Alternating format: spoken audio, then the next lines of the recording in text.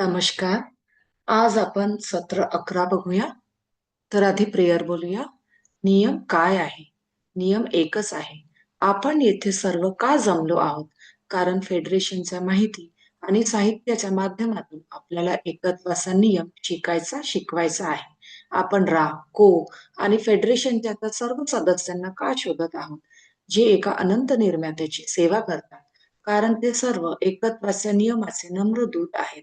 म्हणून आपण सर्व मिळून आपल्या संपूर्ण एकत्वाचा नियम गटाभोवती कोणत्याही व्यासपीठावरून हे सत्र ऐकणाऱ्या सर्वांभोवती, त्यांच्या कुटुंबांभोवती, मित्रांभोवती, शेजाऱ्यांभोवती, हितचिंतकांभोवती आणि त्यांच्या घरांभोवती आपले एका अनंत निर्मात्याचे प्रेम आणि प्रकाशाचे एक संरक्षक वर्तुळ तयार करूया आणि कोणत्याही विचाररूपाला या वर्तुळात प्रवेश करण्यापासून प्रतिबंधित करूया, कारण नियम एकच आहे.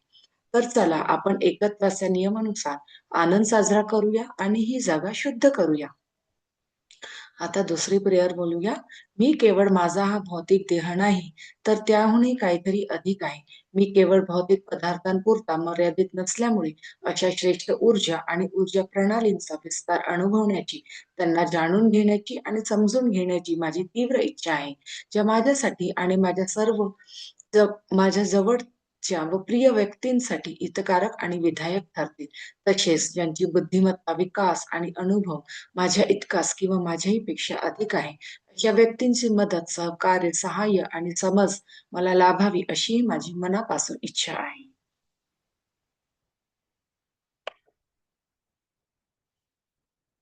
तर हा सत्र 11 आहे, जो 28 जानेवारी 1981 ला चॅनलाइज करण्यात आला होता. तर इथे रा म्हणतात, मी रा आहे. अनंत निर्मात्याचे प्रेम आणि प्रकाशात मी तुमचे स्वागत करतो. मी आता संवाद साधत आहे. डॉन विचारतो आहे, तुम्ही आम्हाला बोलवण्यासाठी जी विधी सुचवली होती, तिचा समावेश आम्ही या सत्रांमधून तयार होणाऱ्या पुस्तकात करावा का? यावर रा म्हणतात, मी रा आहे. ही बाब फारशी महत्वाची नाही, कारण आमची सूचना या समूहाशी या माध्यमाद्वारे संपर्क प्रस्थापित करण्याच्या उद्देशाने केली गेली होती. तर इथे डॉन कॉलिंग्स बद्दल विचारतो आहे. त्यावर रा म्हणत आहेत, की ही गोष्ट काही महत्वाची नाहीये. कारण रा यांनी ही सूचना कार्लाला या ग्रुप म्हणजे राच्या ग्रुपशी संपर्क प्रस्थापित करण्याच्या उद्देशाने केली होती. पुढे डॉन विचारतो आहे,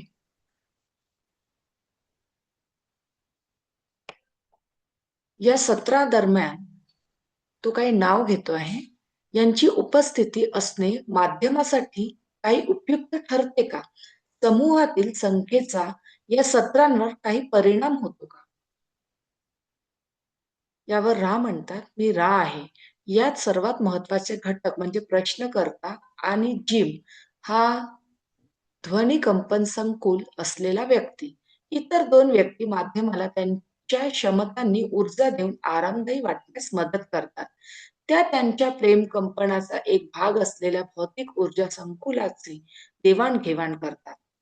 तर राच असं म्हणणं आहे, की यात प्रश्नकर्ता म्हणजे डॉन आणि जिम हे महत्वाचे आहे.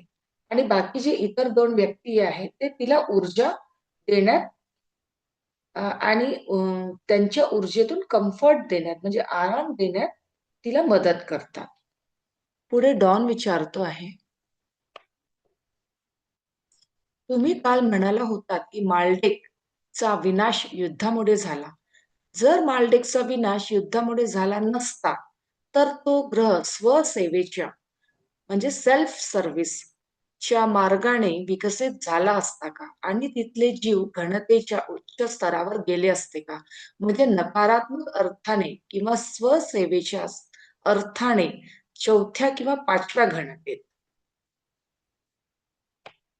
तर इथे डॉनचं म्हणणं आहे की माल्टेकचा जर विनाश झाला नसता, तर तो ग्रह किंवा तिथले लोक सर्व्हिस टू सेल्फ चूज करून फोर्थ किंवा फिफ्थ डेन्सिटीच्या नकारात्मक डेन्सिटी मध्ये गेले असते का?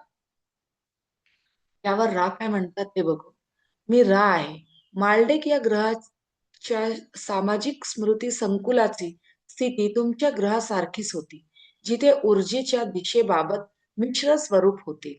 त्यामुळे जरी ते निश्चित सांगता येत नसले, तरी बहुधा तिथले मिश्र फळ प्राप्ती म्हणजे मिक्स्ड हार्वेस्ट झाली असती. काही जीव चौथ्या घनतेत गेले असते. काही स्वसेवेच्या भावनेतून चौथ्या घनतेकडे गेले असते आणि बहुसंख्य जीव तिसऱ्या घनतेची पुनरावृत्ती करत राहिले असते.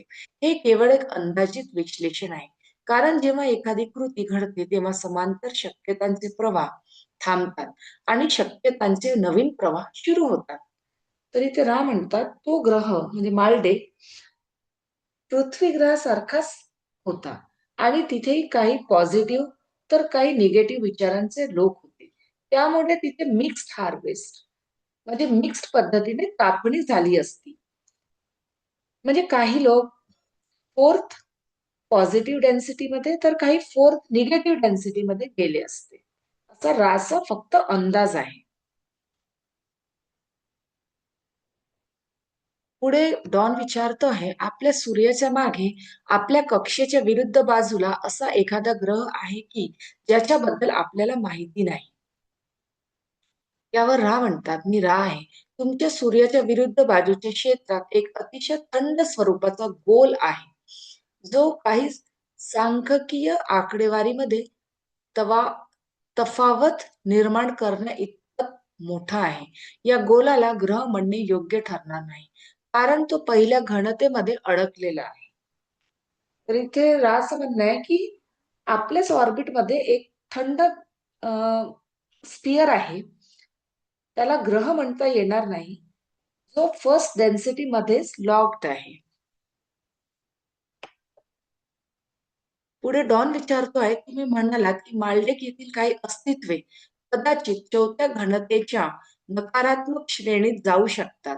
आपल्या सध्याच्या तिसऱ्या घनतेतून विश्वातील अशा ठिकाणी जाणारी आणि तिथे सेवा करणारी अशी काही माणसे आहेत का, जी चौथ्या घनतेच्या म्हणजे स्वसेवेच्या किंवा नकारात्मक प्रकारची ग्रह क्षेत्रे आहेत?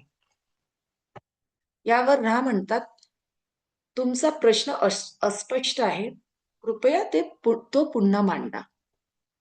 यावर डॉन विचारतोय, जेव्हा आपले चक्र संपते आणि पदवी प्राप्ती किंवा प्रगती होते, तेव्हा एखाद्या व्यक्तीचे या तिसऱ्या घनतेतून चौथ्या घनतेच्या अशा ग्रहावर जाणे शक्य आहे का, जो स्वसेवा किंवा नकारात्मक प्रकारचा आहे? तर इथे डॉन विचारतो आहे, की जेव्हा सायकल संपते म्हणजे 75,000 वर्षाची ती सायकल संपताना आणि ग्रॅज्युएशन होताना म्हणजे पुढील डेन्सिटीसाठी वाटचाल होत असताना थर्ड डेन्सिटीतून fourth density negative self to सर्व्हिसच्या ग्रहावर जाणे शक्य आहे का? तर यावर रा म्हणतात, मी रा आहे. आम्हाला आता तुमच्या प्रश्नाचा नेमका अर्थ समजला आहे. या कापणीच्या म्हणजे हार्वेस्टच्या प्रक्रियेत अशा प्रकारच्या हार्वेस्टची शक्यता दर्शवणारे प्रवाह दिसून येतात, जरी त्यांची संख्या कमी असली तरीही. आणि ते बरोबर आहे. तर रा इथे म्हणत आहेत की बरोबर आहे. पुढे डॉन विचारतो आहे, ॲडॉल्फ हिटलर चे काय झाले? हे तुम्ही आम्हाला सांगू शकाल का?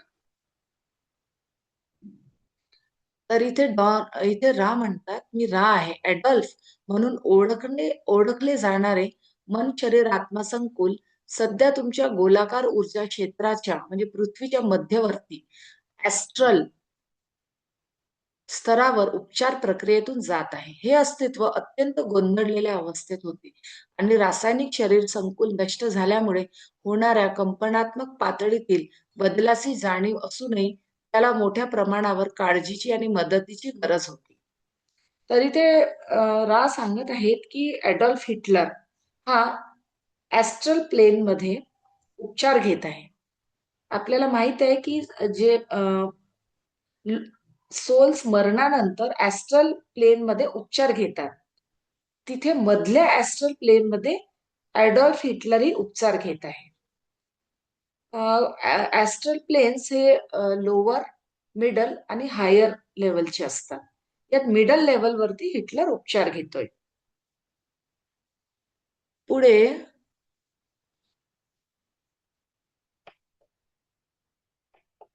डॉन विचारतोय, आपल्या इतिहासात अशी एखादी सर्व परिचित व्यक्ती आहे का जी चौथ्या घनतेच्या स्वसेवा किंवा नकारात्मक प्रकारच्या ग्रहावर गेली आहे किंवा जी तिथे जाणार आहे.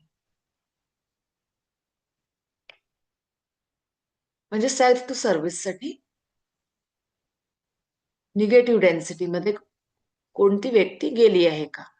तर यावर रा म्हणतात, मी रा आहे. अशा प्रकारे कापणी झालेल्या पुढच्या टप्प्यावर गेलेल्या अस्तित्वांची संख्या कमी आहे. तथापि काहींनी 8व्या स्तरापर्यंत प्रवेश केला आहे. हा स्तर 6व्या आणि 7व्या स्तरांच्या उघडण्याद्वारेच उपलब्ध असतो. 8व्या स्तरामध्ये किंवा बुद्धिमान अनंततेच्या स्तरामध्ये प्रवेश केल्यामुळे मन, शरीर, आत्मसंकुलाला चक्रादरम्यान कोणत्याही वेळी किंवा अवकाश कापणी करून घेण्याची मुभा मिळते, जर त्यांची इच्छा असेल तर. तर इथे रा म्हणत आहेत, अशा व्यक्तींची संख्या कमी आहे. रा पुढे म्हणतात, काही व्यक्ती 8th लेवल पर्यंत पोहोचले, यासाठी 6th लेवल वरूनच 7th मध्ये जाता येतं. 8th लेवल मध्ये इंटेलिजंट इन्फिनिटी म्हणजे अनंत बुद्धिमत्तेशी ते एकरूप झाले आहेत आणि या चक्रादरम्यान कधीही आणि कोणत्याही जागी ते हार्वेस्ट करून घेऊ शकतात. पुढे डॉन विचारतो आहे, यापैकी काही व्यक्ती आपल्या ग्रहाच्या इतिहासात नावाने ओळखल्या जातात का? तर रा म्हणतात, मी रा आहे. आम्ही काही जणांचा उल्लेख करू. तारस बुल्बा म्हणून ओळखली जाणारी व्यक्ती, चंगेज खान म्हणून ओळखली जाणारी व्यक्ती आणि रासपुतीन म्हणून ओळखली जाणारी व्यक्ती.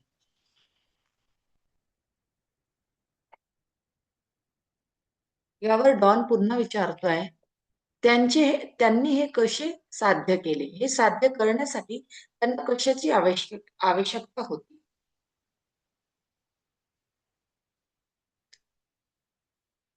तर रा म्हणतात, वर नमूद केलेल्या सर्व सत्तांना बुद्धिमान अनंततेचे प्रवेशद्वार गाठण्यासाठी मन, शरीर, आत्मसंकुलातील ऊर्जेच्या प्रवाहाच्या विविध केंद्रांचा वापर करण्याबाबतच्या अटलांटिस युगीन ज्ञानाची जाणीव होती, जी त्यांना त्यांच्या स्मृतीद्वारे प्राप्त झाली होती. तर राचं असं म्हणणं आहे, की त्यांना अटलांटियन सभ्यतेमध्ये घेतलेले नॉलेज बद्दल जाणीव होती. म्हणजे हे लोक आधी अटलांटियन सभ्यतेत होते. आपण असे म्हणू शकतो. पुढे डॉन विचारतोय, यामुळे त्यांना ती गोष्ट करणे शक्य झाले का? जिला आपण जादू म्हणतो. म्हणजेच येथे देह धारण केलेले असताना त्यांनी काही अलौकिक पॅरानॉर्मल गोष्टी केल्या का? तर यावर रा म्हणतात, मी रा आहे. हे बरोबर आहे. उल्लेख केलेल्या पहिल्या 2 सत्तांनी या क्षमतांचा जाणीवपूर्वक फारसा वापर केला नाही. तथापि त्या स्वसेवेच्या मार्गावर पूर्णपणे एकाग्र होत्या आणि त्या प्रवेशद्वाराची शक्ती दुप्पट, पुन्हा दुप्पट आणि अधिक प्रबळ करण्यासाठी त्यांनी वैयक्तिक शिस्तींच्या बाबतीत कोणतीही कसर सोडली नाही. तिसरी सत्ता ही या प्रक्रियेतील एक जाणकार साधक होती आणि तिनेही स्वसेवेच्या ध्येयपूर्तीसाठी कोणती कसर सोडली नाही. तर इथे रा म्हणत आहेत, की तारस बुल्बा आणि जेंगिस खान ने आपल्या क्षमतांचा फारसा वापर केला नाही. या दोन्ही एंटिटीजचे स्वसेवेकडे म्हणजे सर्व्हिस टू सेल्फ कडे जास्त झुकाव होते. त्यांनी खूप जास्त लोकांवर अत्याचार केले आणि आपली जागा निगेटिव्ह डेन्सिटी मध्ये फिक्स केली. तसेच रासपुतीन याला त्याच्या मागच्या जन्मामध्ये शिकलेल्या शक्तींचे भान होते. त्यांनीही स्वसेवेकडे म्हणजे सर्व्हिस टू सेल्फ कडे अ, अ,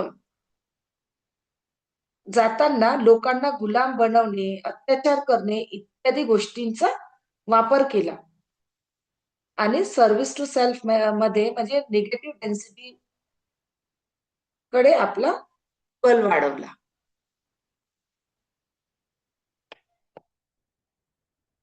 या 3 सत्ता आता कुठे आहेत? असे डॉन विचारतोय.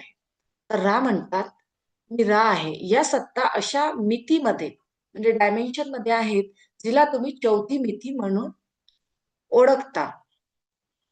त्यामुळे अवकाश काल साध्य एकमेकांशी सुसंगत नाहीत. त्या प्रत्येकाच्या अवकाश काल स्थानाचा अंदाजे मागोवा घेतल्यास त्यातून कोणतीही वास्तविक समज प्राप्त होणार नाही. प्रत्येकाने एक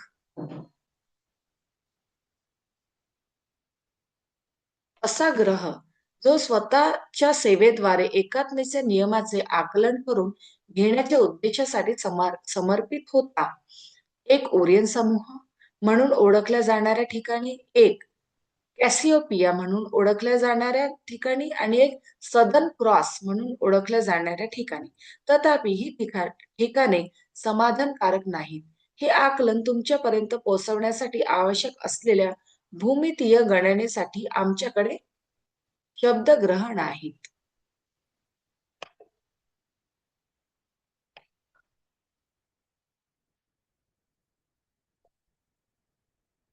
तर इथे असं म्हणणं आहे की या तिन्ही एंटिटीज 4 डायमेन्शन मध्ये आहेत, पण त्या 4 डायमेन्शन निगेटिव्ह मध्ये आहेत.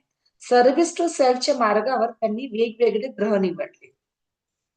यात एकाने ओरियन ग्रुप जॉईन केला, तर दुसऱ्याने कॅसिओपिया ग्रह निवडले, तर एकाने साऊदर्न क्रॉस निवडला आहे.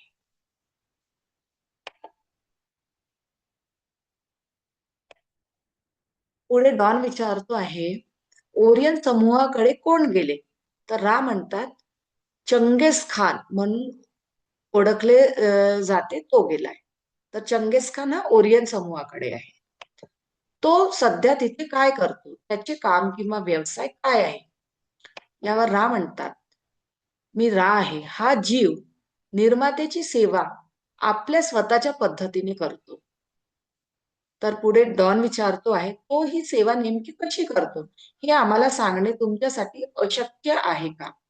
तर रा म्हणतात, मी रा आहे या प्रश्नाचे उत्तर देणे आम्हाला शक्य आहे. तथापि सर्व जीव निर्मात्याची सेवा करतात ही मूलभूत समज किंवा शिकवण पुन्हा अधोरेखित करण्याची कोणतीही संधी आम्ही साधतो. ज्याला तुम्ही चंगेज खान म्हणता, तो सध्या एका भौतिक प्रकाश शरीरात अवतरित आहे. त्याचे काम विचार नियंत्रण विषयक माहिती अशा लोकांपर्यंत पोहोचवणे आहे, ज्यांना तुम्ही धर्मयोद्धे म्हणजे क्रुसेडर्स म्हणू शकता. तो तुमच्या भाषेत सांगायचे तर शिपिंग क्लर्क आहे, म्हणजे माल पाठवणारा लिपिक आहे. तर इथे रा म्हणतात की तो जरी स्वतःची सेवा करतोय तरी ती एक प्रकारे तो एक प्रकारे आपले धडे घेतोय आणि क्रिएटरची सेवा करतोय. चंगेज खानचे काम क्रुसेडर्सला थॉट कंट्रोलचे साहित्य पुरवणे हे आहे, ज्याला आपण शिपिंग क्लर्क म्हणतो. म्हणजे पृथ्वीवर आपण त्याला शिपिंग क्लर्क म्हणू. पुढे डॉन विचारतो आहे, हे धर्मयोद्धे काय करतात? हे क्रुसेडर्स काय करतात? यावर रा म्हणतात, मी रा आहे हे धर्मयोद्धे आपल्या रथांमधून प्रवास करतात आणि अशा ग्रहांच्या मन शरीर आत्मा सामाजिक संकुलांना जिंकण्याचा प्रयत्न करतात, ज्यांनी अजून सामाजिक स्मृती प्राप्त केलेली नसते. तर असं म्हणणं आहे की क्रुसेडर्स आपल्या रथांमधून प्रवास करतात आणि ग्रहावरील लोकांना जिंकण्याचा प्रयत्न करतात.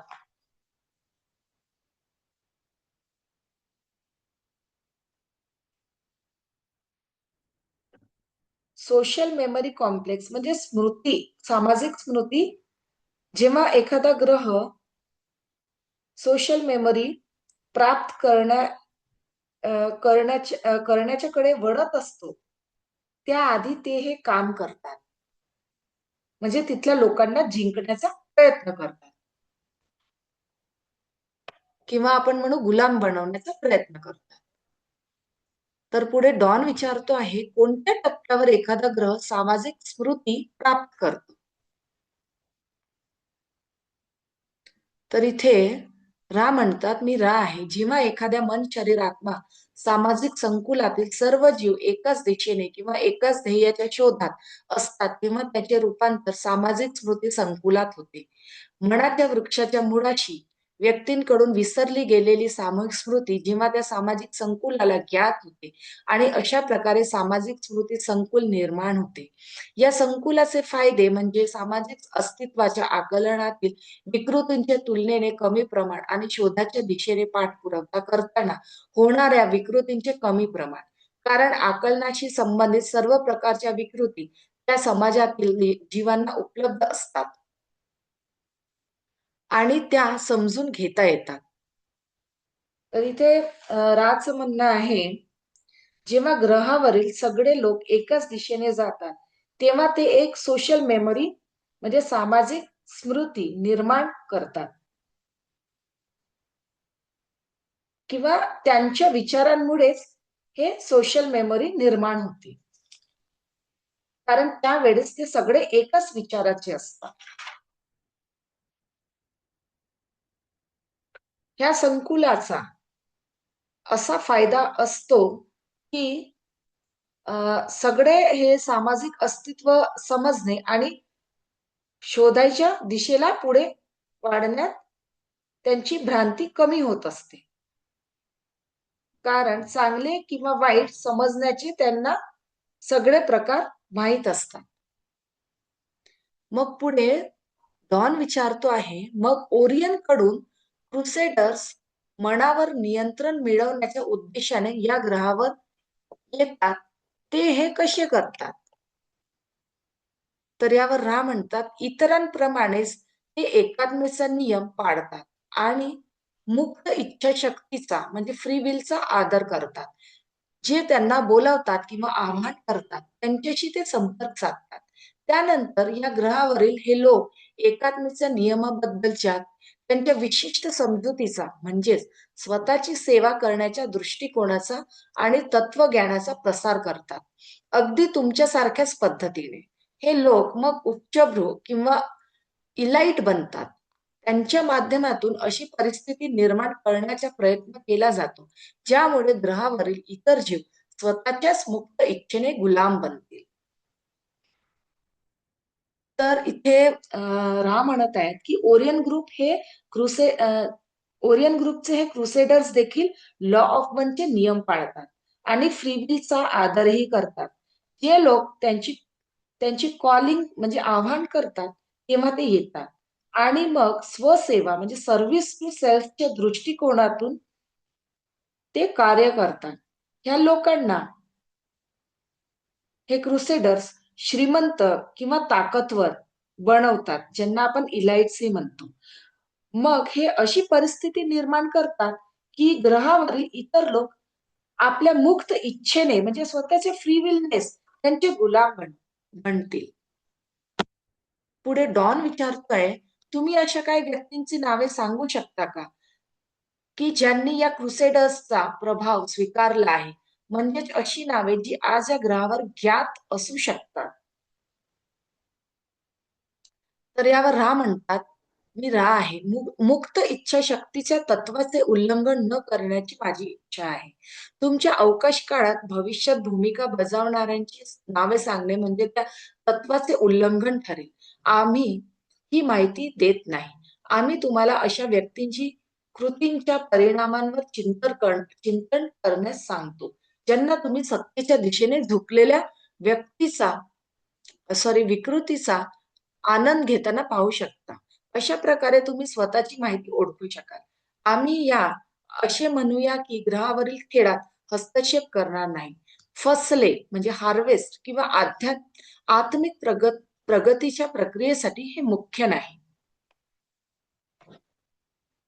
तर इथे रा सांगत आहेत की फ्रीविलच्या नियमांमुळे रा ही माहिती काही देऊ शकत नाही आणि रा या ग्रहावरील खेळात हस्तक्षेपही करू शकत नाही. तर तुम्हाला असे ओळखायचे आहे की तुमच्या ग्रहावर कोण इलाइट्स आहेत जे बाकीच्या लोकांना गुलाम बनवून ठेवत आहेत आणि त्या आनंदात आहेत, म्हणजे गुलाम बनवून ठेवण्यात ते आनंद पण घेत आहेत. आणि पुढे राहा म्हणतात की हार्वेस्टसाठी हे काही महत्वाचे नाही. पुढे डॉन विचारतो आहे, हे क्रुसेडर्स पृथ्वीवरील मानवी देह धारण केलेल्या व्यक्तींपर्यंत त्यांच्या संकल्पना कशा पोहोचवतात? म्हणजे डॉन विचारतोय की क्रुसेडर्स आपल्या सूचना इथल्या व्यक्तींपर्यंत कशा पोहोचवतात. त्यावर रा म्हणतात, मी रा आहे. याचे दोन मुख्य मार्ग आहेत. ज्याप्रमाणे इतरांची सेवा म्हणजे सर्व्हिस टू अदर्स करण्याच्या दिशेने ध्रुवीकरण करण्याचे दोन मुख्य मार्ग आहेत. तुमच्या पातळीवर असे काही मन, शरीर, आत्मा संकुल आहेत जे माहिती आणि शक्तींच्या स्रोतांशी संपर्क साधण्यासाठी विविध अभ्यास आणि शिस्त पाडतात, ज्यामुळे बुद्धिमान अनंततेचे प्रवेशद्वार उघडते. इतर काही अशी आहेत ज्यांची कंपन संरचना म्हणजे व्हायब्रेटरी कॉम्प्लेक्स अशी असते की हे प्रवेशद्वार उघडते आणि पूर्णतः स्वतःची सेवा करण्याच्या प्रवृत्तीशी त्याचा मूळ गुणधर्म इतरांचे नियंत्रण किंवा हाताळणी हा आहे. त्यांचा संपर्क अत्यंत सहजपणे कोणत्याही प्रशिक्षणाशिवाय किंवा नियंत्रणाशिवाय साधला जातो. तर इथे रा म्हणतात, या सूचना पोहोचवण्याचे दोन मुख्य मार्ग आहेत. इथे काही लोक असे आहेत जे बुद्धिमान अनंततेच्या म्हणजे इंटेलिजंट इन्फिनिटीच्या मार्गावर चालून दुसऱ्यांची सेवा करण्यात आपल्या शक्ती किंवा जाणकारांचा उपयोग करतात, म्हणजे सर्व्हिस टू अदर्सच्या. तर काही लोक स्वसेवा म्हणजे सर्व्हिस टू सेल्फच्या मार्गावर चालून दुसऱ्यांना मॅन्युप्युलेट म्हणजे स्वतःच्या हिशोबाने चालवायचा प्रयत्न करतात. यासाठी काही म्हणजे अशी मुश्किल ट्रेनिंगची गरज नसते. हे सहजपणे ते करू शकतात. कारण अशा लोकांची मूळ प्रवृत्तीच तशी असते. पुढे डॉन विचारतोय, या क्रुसेडर्स कडून त्या लोकांपर्यंत कोणत्या प्रकारची माहिती पोहोचवली जाते. तरी ते रा म्हणतात, मी रा आहे. ओरियन गट एकात्मेच्या नियमाशी संबंधित माहिती पोहोचवतो, ज्याचा दृष्टिकोन स्वतःची सेवा हा असतो. ही माहिती तांत्रिक स्वरूपाची असू शकते. ज्याप्रमाणे कॉन्फेडरेशन मधील काहींनी या ग्रहावरील जीवांना इतरांच्या सेवेसाठी म्हणजे सर्व्हिस टू अदर्स साठी मदत करण्याच्या उद्देशाने अशी माहिती दिली आहे, जिला तुम्ही तांत्रिक माहिती म्हणू शकाल. मात्र या विशिष्ट गटाने पुरवलेले तंत्रज्ञान हे इतरांवर नियंत्रण मिळवण्याचा किंवा स्वतःच्या स्वार्थासाठी, स्वतःच्या सेवेसाठी त्यांचा वापर करून घेण्याच्या स्वरूपाचे आहे. तर इथे रा म्हणत आहे की ओरियन ग्रुप लॉ ऑफ वनशी जोडलेली माहिती त्यांना देतो, ज्याचा उद्देश स्वतःची सेवा करणे आहे. ही जाणकारी म्हणजे टेक्निकल असते.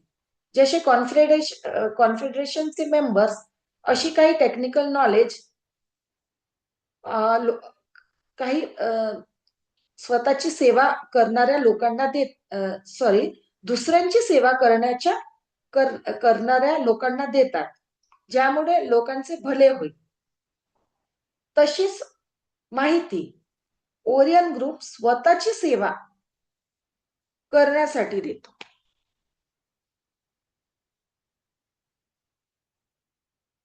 पुढे डॉन विचारतो आहे, तर मग याचा अर्थ असा की काही शास्त्रज्ञांना म्हणजे सायंटिस्टला आपण असे म्हणूया की टेलिपॅथीद्वारे अशी तांत्रिक माहिती मिळते, जिचे रूपांतर नंतर प्रत्यक्ष वापरण्यायोग्य उपकरणांमध्ये होते. तर इथे डॉन असं विचारतो आहे की काही सायंटिस्टला टेलिपॅथीद्वारे ही टेक्निकल सूचना मिळते का आणि त्यातून नंतर वापरण्याची उपकरणे तयार होतात का. तर यावर रा म्हणतात, मी रा आहे, ते बरोबर आहे. तथापि सकारात्मक दृष्टिकोन किंवा विकृती ज्याला तुम्ही म्हणता असलेल्या सायंटिस्टला प्रगतीचे शांततापूर्ण मार्ग शोधण्यासाठी माहिती मिळाली, परंतु नकारात्मक दृष्टिकोन असलेल्या इतर शास्त्रज्ञांनी माहिती स्वीकारल्यामुळे त्यातून संभाव्य विनाशाची परिस्थिती निर्माण झाली. तर इथे रा सांगत आहेत की काही पॉझिटिव्ह प्रवृत्तीचे सायंटिस्टला ही सूचना शांतीचा मार्ग शोधण्यासाठी मिळाली होती, पण काही निगेटिव्ह प्रवृत्तीचे सायंटिस्टमुळे विनाशाची परिस्थिती निर्माण झाली.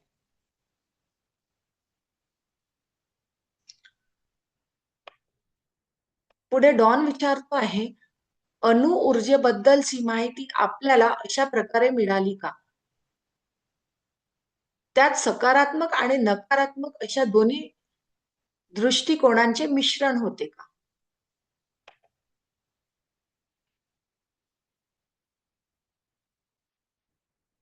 म्हणजे इथे डॉन न्यूक्लिअर एनर्जी बद्दल विचारतो आहे. तर इथे रा म्हणतात, मी रा आहे. हे बरोबर आहे. शास्त्रज्ञांना एकत्र आणण्यासाठी जबाबदार असलेल्या शक्ती मिश्र प्रवृत्तीच्या होत्या. शास्त्रज्ञ त्यांच्या प्रवृत्तीचे बहुतांशी सकारात्मक होते. त्यांच्या कार्याचा पाठपुरावा करणारे शास्त्रज्ञ मिश्र प्रवृत्तीचे होते. ज्यात तुम्ही म्हणाल तशी एक अत्यंत नकारात्मक शक्ती होती. तर इथे रा म्हणत आहेत की काही काही जे सायंटिस्ट होते ते पॉझिटिव्ह होते, पॉझिटिव्ह प्रवृत्तीचे होते. तर पुष्कळशे निगेटिव्ह प्रवृत्तीचे देखील होते.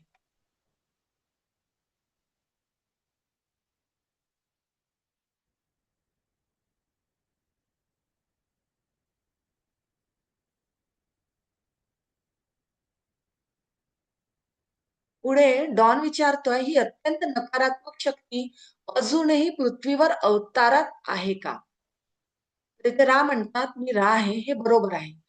म्हणजे इथे राचं म्हणणं आहे की तशा प्रकारचे निगेटिव्ह प्रवृत्तीचे सायंटिस्ट अजूनही आपल्या पृथ्वी ग्रहावर आहेत.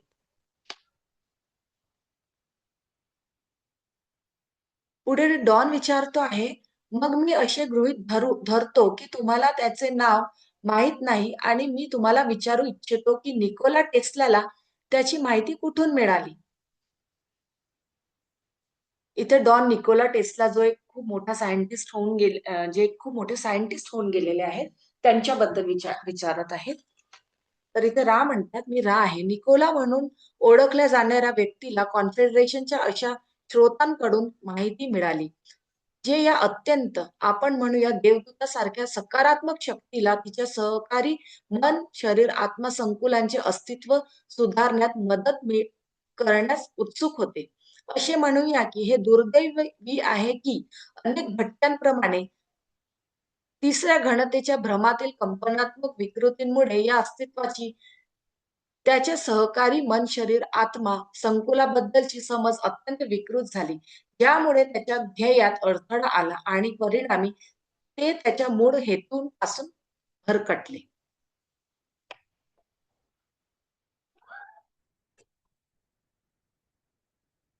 तर निकोला टेस्ला हा वॉन्डरर होता.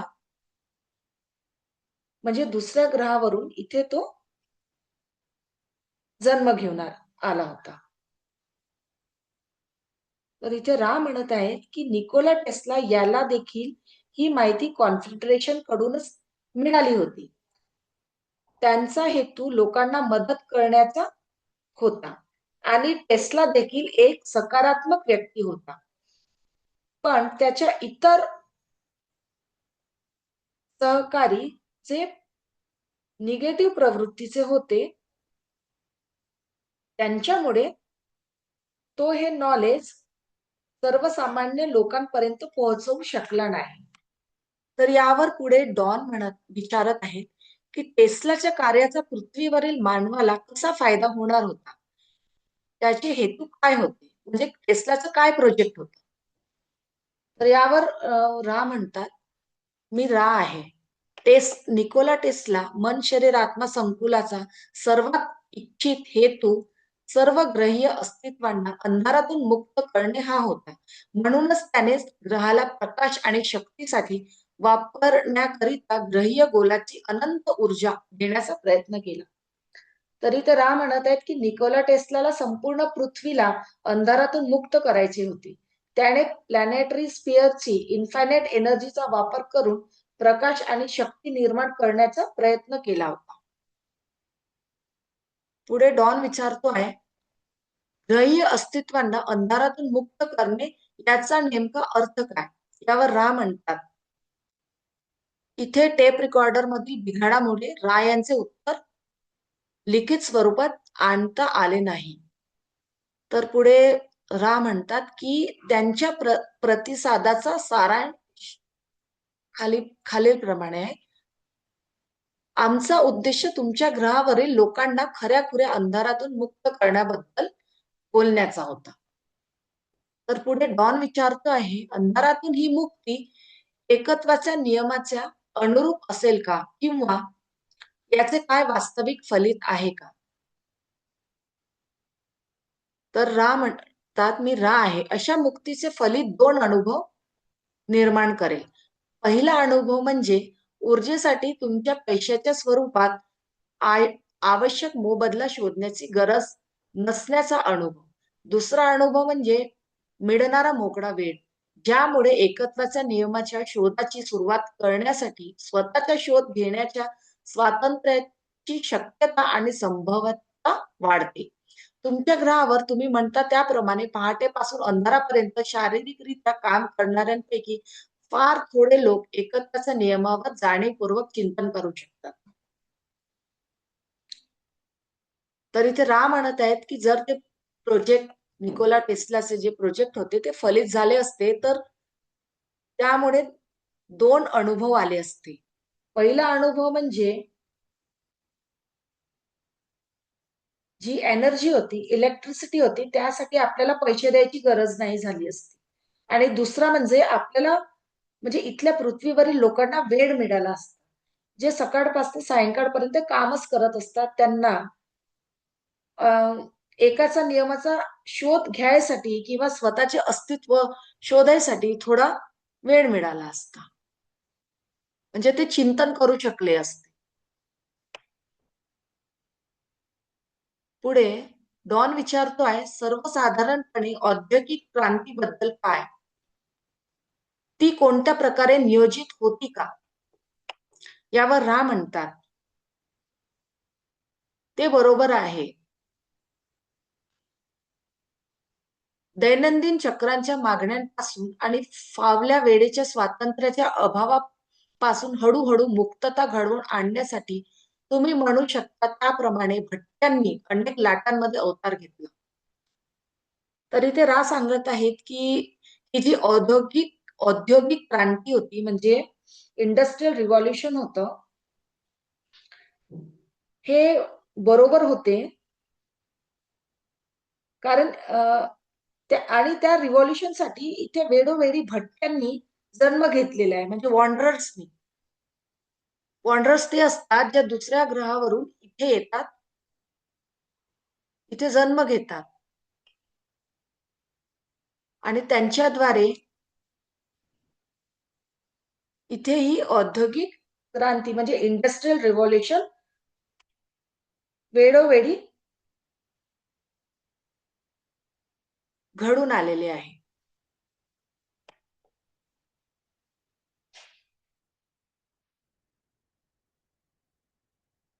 ज्यामुळे ते आपल्याला मार्गदर्शन करतील आणि म्हणजे आपल्याला दैनंदिन चक्रांमधून थोडा वेळ मिळेल.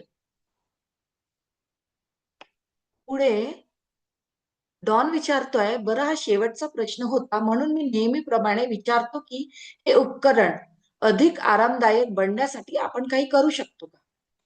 उपकरण म्हणजे कारला बद्दल ते बोलत आहे. मी रा आहे.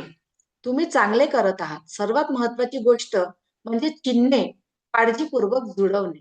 या विशिष्ट कालखंडात अवकाशात केलेले समायोजन या उपकरणाच्या भौतिक रचनेला आरामदायी विकृत होण्यास मदत ठरेल.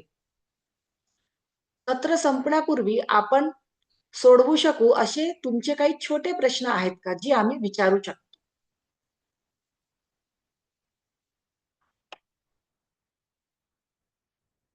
तर यावर डॉन विचारतोय, हा छोटा प्रश्न आहे की नाही हे मला माहित नाही.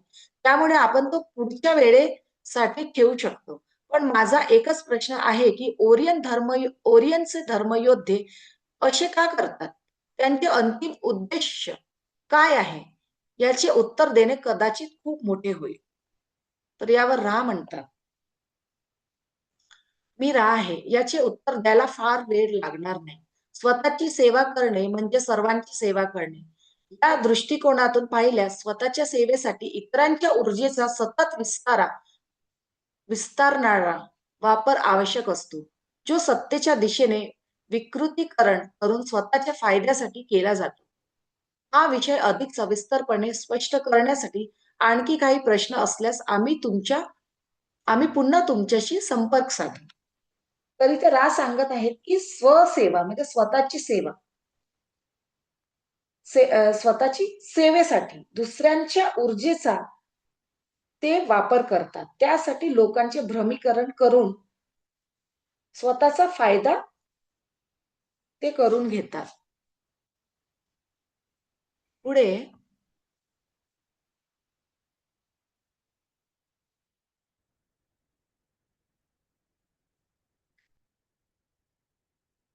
पुढे डॉन विचारतोय, मी फक्त एक गोष्ट विसरलो. आज नंतर आणखी एक सत्र घेणे शक्य आहे का? यावर रा म्हणतात, मी रा आहे, सर्व ठीक आहे. पुढे डॉन त्यांना धन्यवाद देतो आहे. तर रा त्यावर म्हणतात, मी रा आहे. मी तुम्हाला एका अनंत निर्मात्याच्या प्रेमात आणि प्रकाशात सोडून जात आहे. तर मग त्या एका निर्मात्याच्या शक्ती आणि शांतीमध्ये आनंदित होऊन पुढे जा. अदोनाय. तर हे सत्र इथेच संपलेलं आहे. धन्यवाद.